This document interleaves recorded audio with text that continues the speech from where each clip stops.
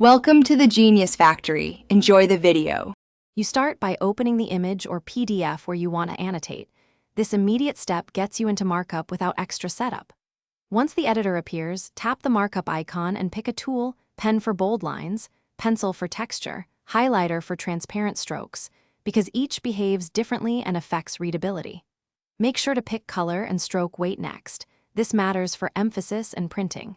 If you need to add text or a signature, tap the plus button and position the element precisely where it belongs. Once you have marks on the page, use the lasso tool to select groups of strokes so you can move or refine them without redoing work. This saves time and preserves nearby annotations. Make sure to tap a tool twice to reveal opacity and size options when you need subtle shading versus bold lines, because visual hierarchy improves clarity.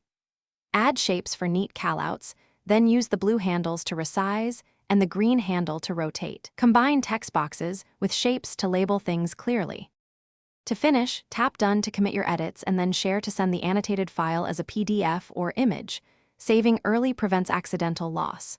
If you make a mistake, immediate undo or redo is fastest, or select and delete specific strokes. This is why working non-destructively matters.